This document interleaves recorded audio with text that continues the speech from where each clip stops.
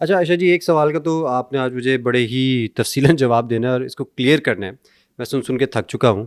मुझे भी क्योंकि इशू है डार्क सर्कल्स का, और डार्क सर्कल्स का इशू बहुत सारे मेल फीमेल्स हर किसी में होता है, वो ओल्डर एज में हो, यंगर एज में हो, कईयों को लेट नाइट जागने की वजह से होता है कुछ। बहरहाल उसका जो ऑल्टरनेट बताया जाता है या उसका जो हल बताया जाता है, सोल्यूशन बताया जाता है डाइटरी फॉर्म में, कहा जाता है जी आप पानी पिएं, आप जितना ज़्यादा पानी पी जाएंगे स्किन फ्रेश हो जाएगी। जो भी स्किन का कोई मसला वसला है ना आपका, अगर ड्राई स्किन है तो वो भी ठीक हो जाएगी, स्किन डल है वो भी ठीक हो जाएगी, डार्क सर्कल है वो भी ठीक हो जाएंगे।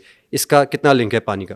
नहीं, ऐसा नहीं है। अच्छा। हम अपने बचपन में ये चीज़ें सुनते थे, उठ के 6 ग्लास पानी पियो, उठ के 8 ग्लास पानी पियो, जितने आपके ये एक्नी हुआ हुआ है, ये जितने आपके स्किन के मसले हैं ये ठीक हो जाएंगे। अगर तो आपके डार्क सर्कल्स जेनेटिकली हैं, या आपके डार्क सर्कल्स रात को जागने की वजह से हैं, या आपके डार्क सर्कल्स किसी डेफिशिएंसी की वजह से, आप पानी ने उसमें क्या कर देना है। द थिंग इज़, इसकी एग्जांपल मैं ऐसे देती हूँ कि अगर मैं पूरे क्लिनिक की सफाई करके कूड़ा टेबल के नीचे छुपा दूँ और एक्सपेक्ट करूँ कि अब स्मेल नहीं आएगी, तो वो आएगी। कहने का मकसद ये है कि अगर आपने जड़ ठीक नहीं की, आपने जड़ को छुपाने की कोशिश की है, तो वो कहीं ना कहीं तो अपना असर छोड़ेगी, कहीं ना कहीं तो आपको चीज़ें समझ आना शुरू होंगी।